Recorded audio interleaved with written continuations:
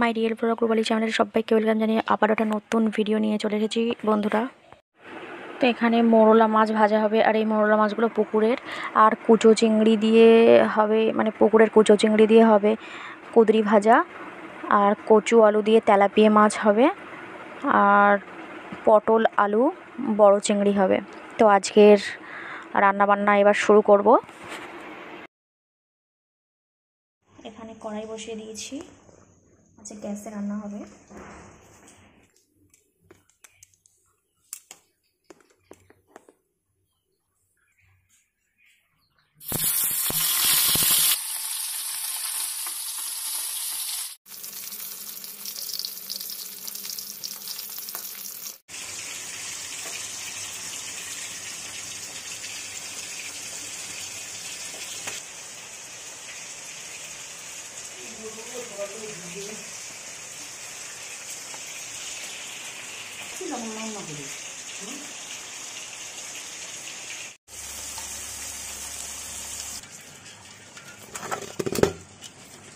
কতটা কাঁকড়া এর ভিতরে সব চলে গেছে, হেভি লাগছে দেখতে, সবাই জ্যান্তই আছে।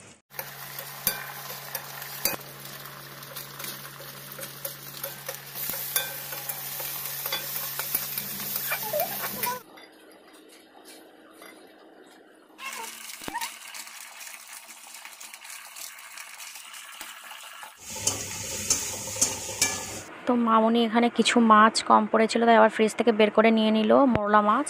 আর আমি এই সাইডে কচুর তরকারিটা বসিয়ে দিয়েছি, সব কিছু মশলা কষিয়ে নিয়ে। আমারটা ভেজে যাওয়ার পর আমি এক সাইডে কচুর তরকারি রান্না করছি, আর মামনি আর এক সাইডে মোরলা মাছ ভাজা করছে। তো মাছগুলো ভাজা হয়ে গেছে, এবার পেঁয়াজ, রসুন কুচি, কাঁচা লঙ্কা, লবণ, হলুদ দিয়ে সব টমেটো দিয়ে এই মাছটা ভাজা হয়, আর হেভি খেতে হয় গরম ভাতের সাথে।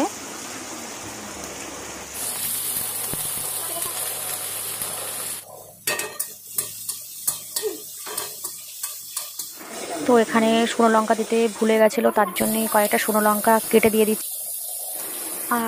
আর জানো তো, এই শুকনো লঙ্কাটা কিন্তু গাছের শুকিয়ে রাখা হয়েছে।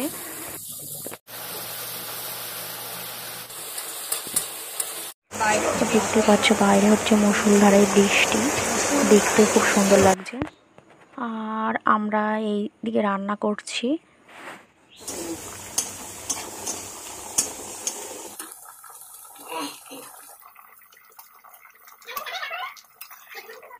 আর মামনির এই সাইডে মাছ ভাজা হয়ে গেছে বলে রসুন, পেঁয়াজ, শুকনো লঙ্কা ফোড়নে দিয়ে ভাজা করে নিচ্ছে। এটা হবে কুদরি ভাজা, কুদরি দিয়ে ছোট চিংড়ি ভাজা হবে।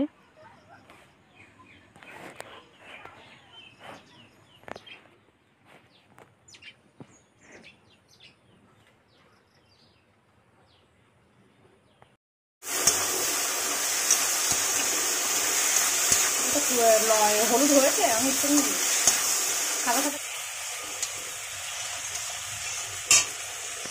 পটল ভাজা হয়ে গেছে, আর এই সাইডে কুদরি ভাজা হয়ে গেছে। আর মামনিরা এখন পুকুরে গেছে আটল ছাড়তে, ওর জন্য দুই দিকটা আমাকে সামলাতে হচ্ছে। এখানে পটলের মশলাও করা হয়ে গেছে, পেঁয়াজ কুচি, রসুন পেস্ট, আদা পেস্ট, আর এখানে হচ্ছে জিরে, মরিচ আর শুকনো লঙ্কা একসাথে বাটা, টমেটো।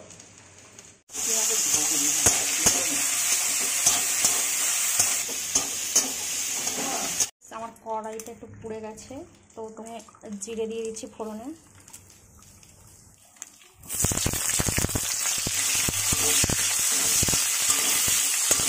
রসুন দিয়ে দিলাম।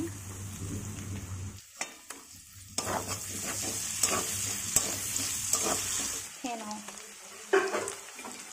তো গাইস, আজ পটল তরকারিটা পুরো শেয়ার করব। আর এখানে আদা পেস্ট দিয়ে দিচ্ছি, সব কিছু মশলা দিয়ে দেবো এক এক করে। আর এখানে লবণ, হলুদ দিয়ে একটু জল দিয়েছি মশলাটা যাতে ভালো করে কষানো যায়। আর এবার একটু লঙ্কার গুঁড়ো দিয়ে দিচ্ছি। সব কিছু মশলা ভালো করে তেল ছাড়া পর্যন্ত কষিয়ে নেবো।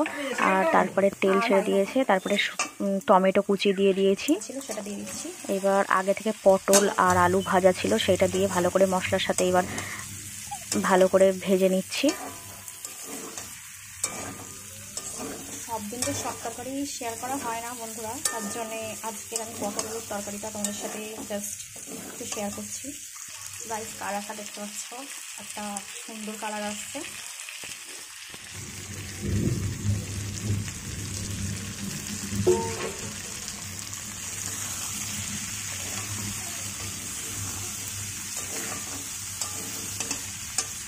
আর এই তরকারির জন্য গরম জল করছি এই সাইডে,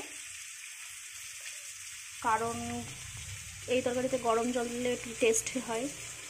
আর এগুলো তেল ভাসছে, কোনো নোংরা না, এতে পটল আলু আগেতে ভেজে রাখা ছিল বলে সেই তেলটা দেখতে পাচ্ছে। পটলটা কত সুন্দর কষাই হয়েছে, আর তলাইটা ভরেও গেছে। এবার জল দিয়ে দেবো।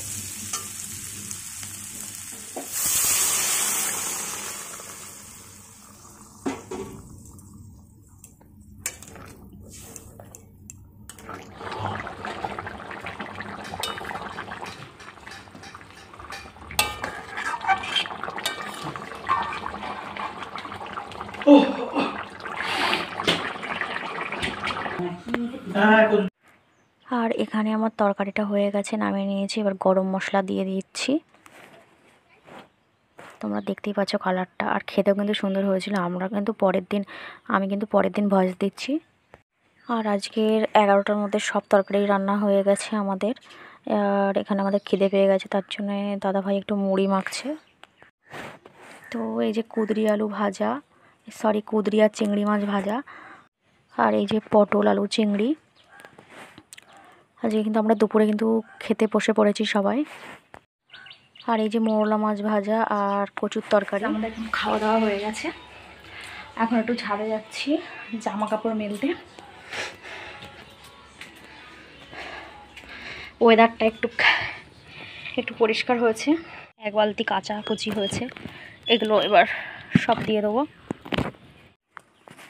তো এখন কিন্তু দুপুর 2টো মতো বেজে গেছে, 2টো 2:30 বেজে গেছে। তো আমার এই একটু মানে ওয়েদারটা একটু ক্লিয়ার হয়েছে বলে তার জন্য এইগুলো পরিষ্কার করে দিয়েছি একেবারে, তাই ছাদে এসেছি মেলতে।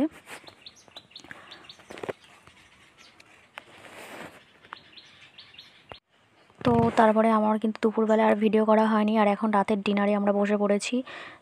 তো চলো আজকের খেয়ে নিই। আর আজকের ভিডিওটা বেশি বড় হবে না, অনেক বড় হয়ে গেছে। তো আজকের ভিডিওটা এই অবধি। শুভরাত্রি সবাইকে। আজকের ব্লগটা আমি এন্ড করবো। এখন বাজে 10:30। আমাদের খাওয়া দাওয়া সব কমপ্লিট হয়ে গেছে, ফ্রেশ হয়ে গেছি আমি।